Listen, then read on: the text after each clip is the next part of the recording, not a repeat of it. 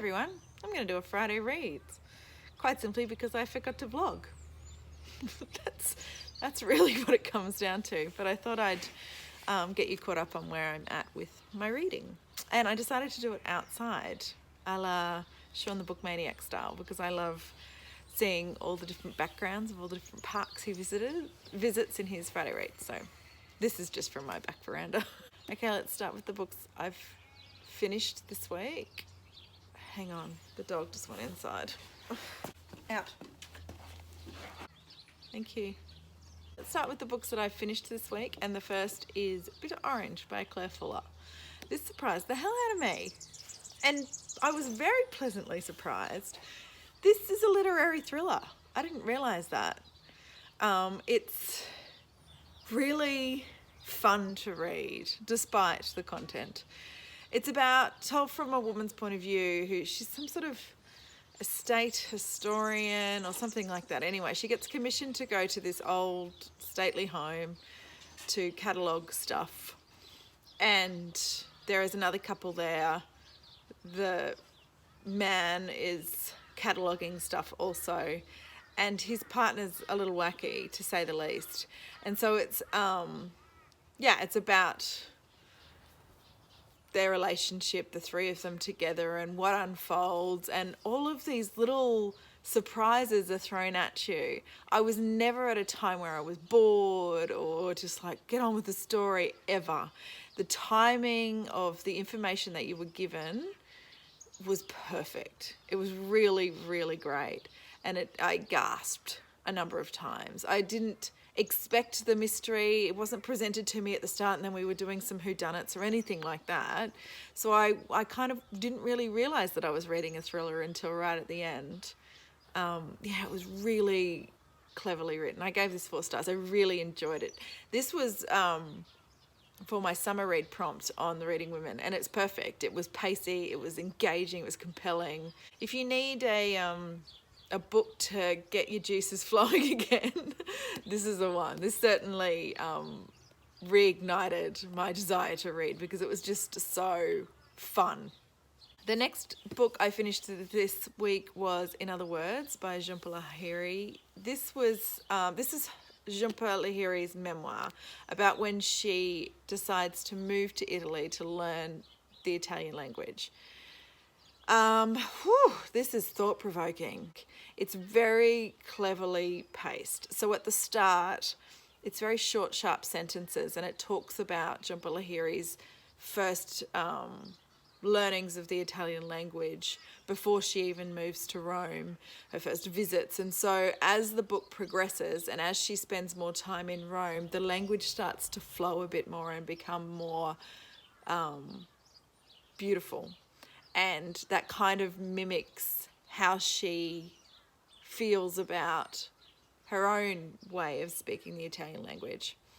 This was written in Italian, and it's one page, I don't know if you can see that, is in Italian, and then the next is in English. So you only ever read this page.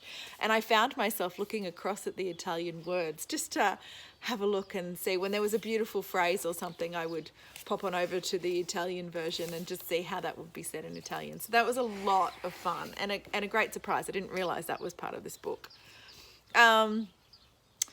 Through this, Jhumpa Lahiri also explores where she belongs. So she is born to Bengali parents who immigrated to America. So her first language was Bengali. Her second language was English to get through her schooling. And then she just fell in love with the Italian language. And then it's all about her identity and where she fits, into which culture, into which language does she fit. And that's a really interesting exploration as well.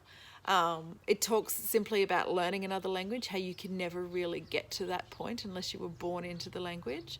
I used to be nearly fluent in Bahasa Indonesian, and thanks to my 20s, which ruined a lot of things, I let that go.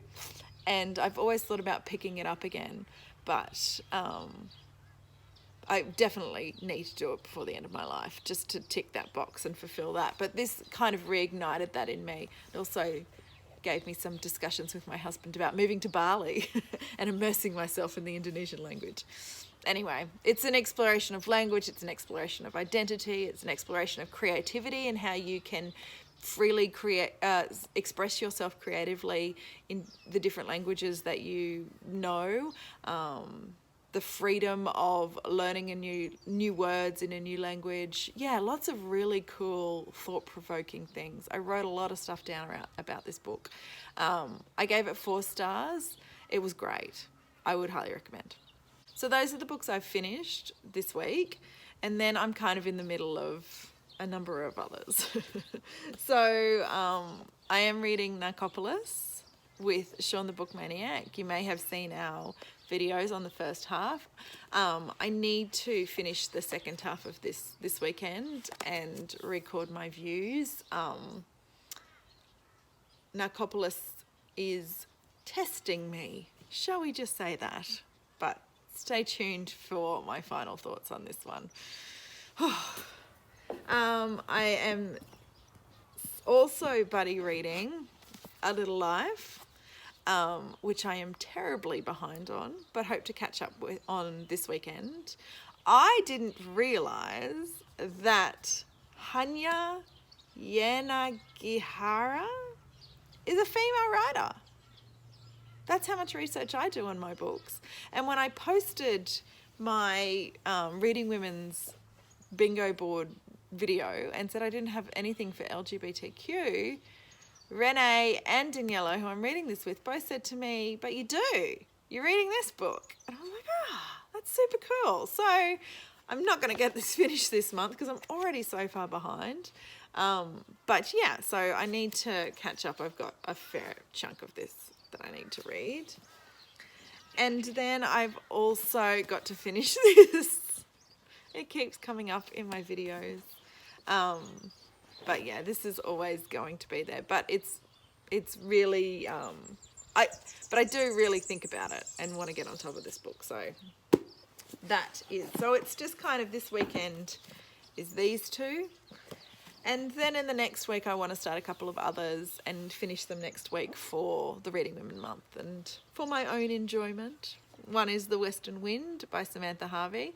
This is another kind of mystery in a small village kind of situation. And I didn't pick it up straight away after Bitter Orange just because I needed a break from that. But yeah, so I want to read that. And I also want to read my first Miles Franklin Award longlist book, Inappropriation by Lexi Freeman.